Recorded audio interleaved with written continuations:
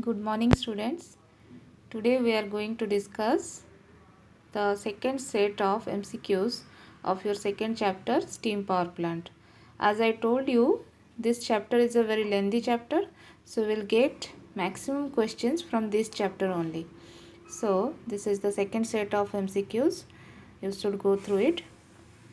First, see the questions. Question number 1.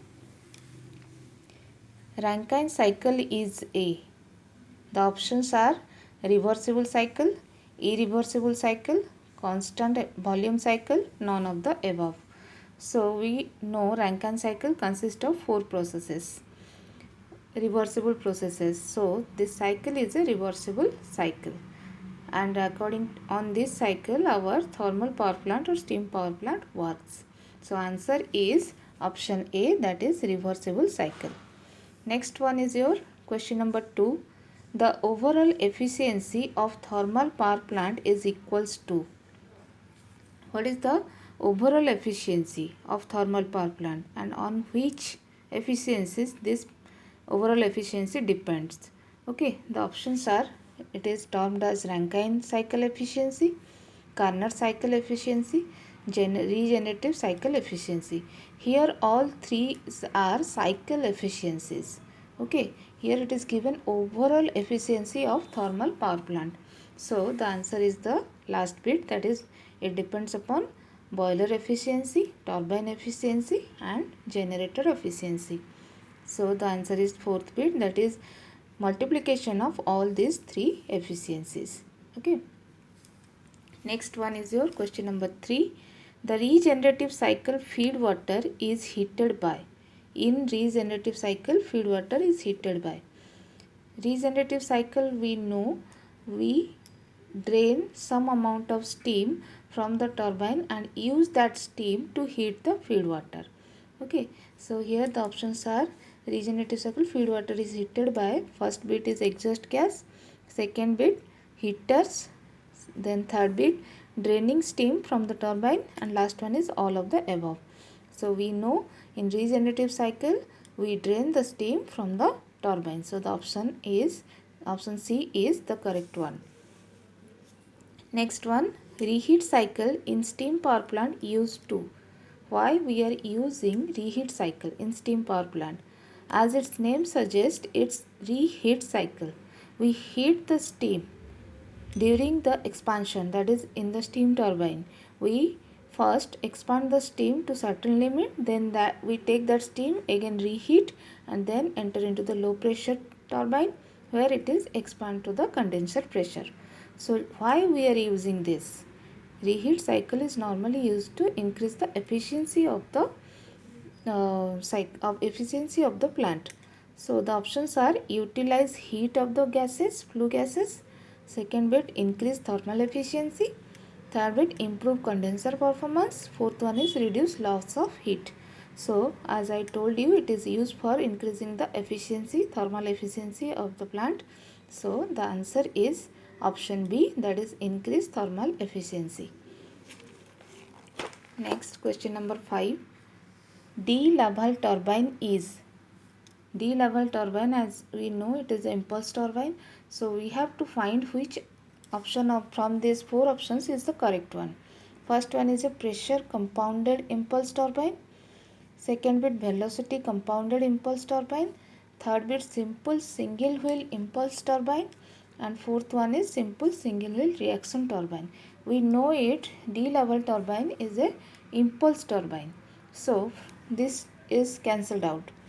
Then from these 3, these are the compounding, these are the things we are adopted to increase the efficiency of the turbine.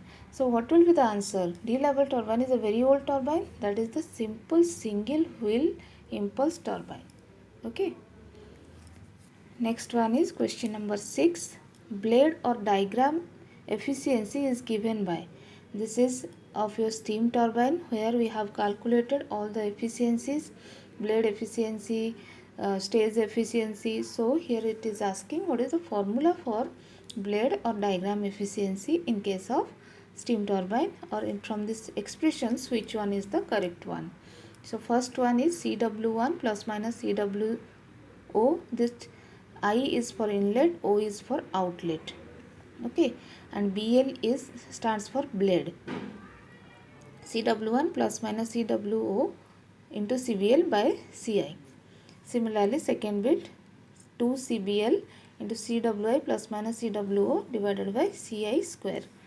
C CBL square divided by CI square. D is C1 square minus, sorry, it's I. CI square minus CO square by CI square. Okay, as we know, you have to remember the formula, and the answer is this one. The 2 CBL into this CWI represents the wheel velocity at inlet, wheel velocity at outlet. Okay, and it is the initial velocity or jet velocity at inlet. So this one is the right answer, option B. Next one is your question number 7.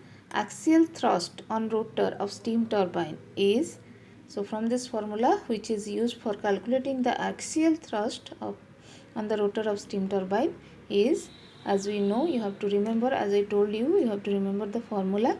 So the correct formula is this one, ms dot, that is the rate of flow of steam.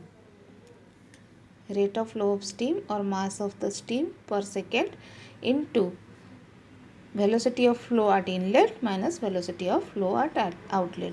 Axial thrust depends upon the velocity of flow.